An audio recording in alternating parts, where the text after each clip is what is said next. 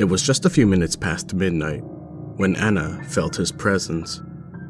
She'd felt it plenty of times before, but never that strongly. Anna's bones trembled as ice-cold chills began to travel through her entire body. She shivered in her bed and clutched her homemade quilt around herself more tightly in an attempt to find even the smallest bit of warmth. Death was near. Anna was sure of that. She'd been tracking him for years, and even managed to spare a few people from his grave and morbid touch. Though she'd never clearly seen him, she had the ability to sense him for as long as she could remember. Anna braved the cold, quickly slipping out of bed when her nose caught a familiar scent. It was his scent. Anytime he drew near, she always smelled the aroma of cinnamon laced with something similar to sulfur. Anna quickly tied her cotton bathrobe around herself as she slid on her fuzzy house shoes. Cracking open the door to her room, she cautiously peered out into the hallway. Things were dim and quiet, besides the loud ticking of the antique clock on the wall. All seemed calm otherwise, but an intense and eerie feeling of dread surrounded her. Anna quickly stepped out into the hall and softly made her way towards her mother's room to check on her. She had been having chest pains the night before, so that had Anna on alert ever since. Turning the handle that led to her mother's room, her pulse quickened. The sense of dread she had felt intensified, and now almost overwhelmed her. With her fingertips planted firmly on the doorknob, she twisted it and began to pull the door open.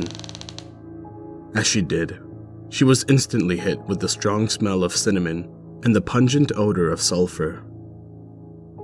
The scent hit her nostrils like a freight train and was so overpowering to her senses, she almost stretched. Anna swallowed the urge down and pushed her way onward, regardless. There, in the dim light of her mother's lamp, the sight before her caused her to freeze in place as a sharp gasp escaped her lips. There he stood, at the foot of her mother's bed, in all his deathly glory. Anna's feet felt glued to the floor as her eyes scanned the dark, horrific figure before her. Her heart then hammered in her chest with such force it felt like it would burst out of her ribcage. All words and verbal sound left her body as she stared at him. He was tall, but not freakishly tall like she had always imagined him to be. He kept his back turned to her, but she knew that he was more than aware of her presence. Anna took a few seconds to observe the parts of him she could see. His body was cloaked in a floor-length leather coat that was a deep shade of coal in color. Matching boots adorned his feet, but she noticed a peculiar design on the buckle of each one. It was tough for her to see clearly by such little light in the room, but the buckle had a skull etched into it. Anna swallowed hard as the figure slowly turned and gazed at her. Her mouth fell agape instantly, as her whole being felt like it could collapse in terror at the sheer sight of him. His pants and shirt were also black beneath his coat. His raven hair was semi-long, but only on the top of his head. The rest was clipped short. He looked practically human, except for his eyes. They were blacker than the darkest of nights, as if there were two gaping holes instead. They gave away no emotion and were unworldly to look at, as they sat atop his high and defined cheekbones. His face was pale and void of any expression.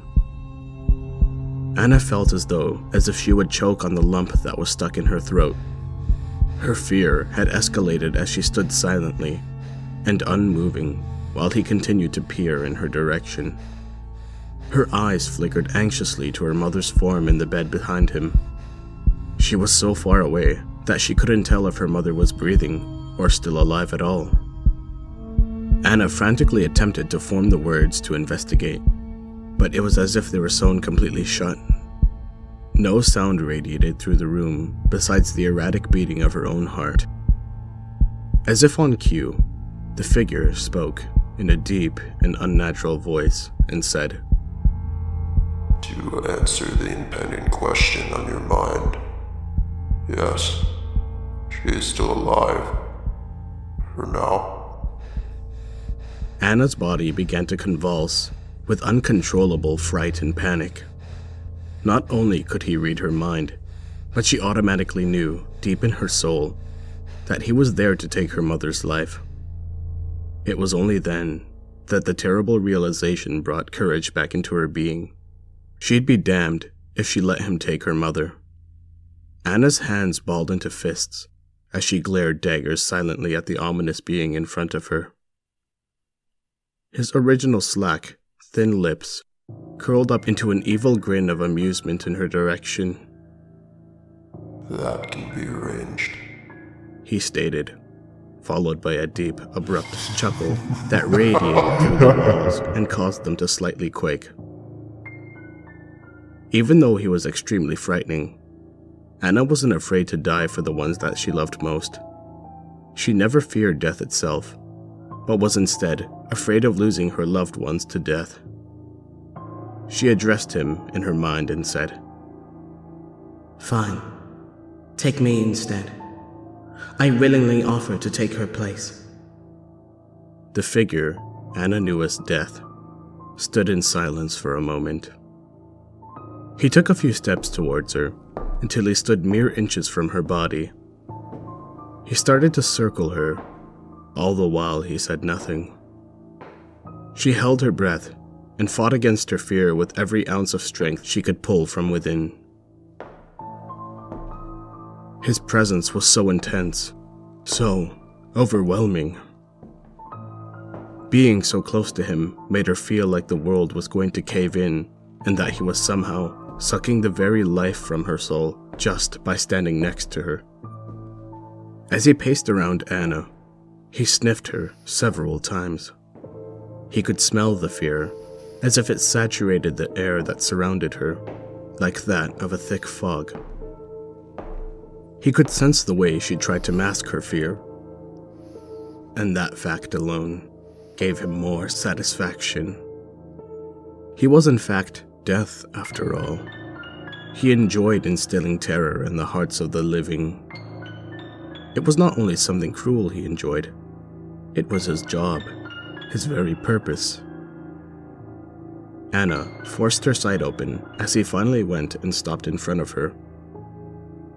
A wicked smirk formed on his face as he teased. "How sweet, but things don't exactly work like that, darling." The tone and way he said "darling" sent a shiver down her spine, faster than any bolt of lightning. Only her deceased grandmother had been the one to call her that in such a fashion. Anna quickly realized that he was toying with her, purposely. He'd actually gotten a joy out of the torment he made her feel. She straightened her stance as she held her head up high and voiced, "You can try to torment and deceive me all you wish, but I'm not letting you take my mother. She's a good woman who makes a difference in so many lives. I refuse. I refuse." Just when Anna didn't think it was any more possible, the room grew even colder. She could see her own breath right before her very eyes as she exhaled. Death narrowed his solid black gaze at her as he growled, "It's not up to you, pathetic mortal. No, if you'll excuse me." In a matter of seconds, he vanished from in front of Anna and covered over her mother at the head of her bed. He then outstretched his pale, bony hand towards hers. Anna watched the events in sheer and complete horror. She couldn't lose her mother, not after she'd already lost everyone else that she had ever loved in her life. Everything seemed like it was moving in slow motion. All the while, Anna felt weighted to the floor. Without a second thought, a scream of panic mixed with determination ripped from her mouth as she ran across the room. She grabbed his hand when he was just mere inches from grasping the hand of her mother. Anna heard a series of deafening unholy roars and growls as darkness clouded her vision. She couldn't see anything, and it felt like the very wind was being sucked out of her as she blindly tumbled down a dark, never-ending abyss.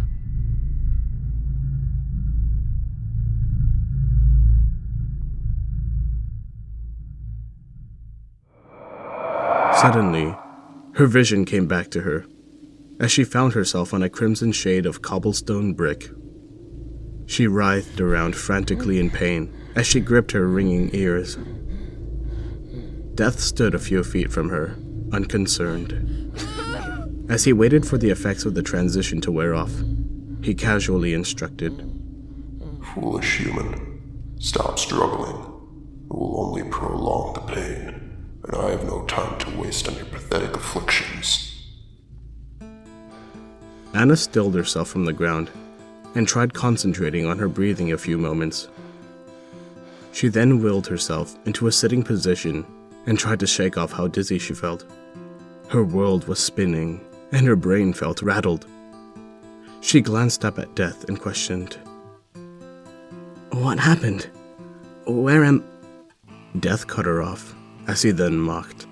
What happened? Where am I? He rolled his eyes in annoyance as he announced, I know. I've heard the same questions over and over from thousands of people before you. To answer everything. You're dead now. And this, my dear Anastasia, is purgatory.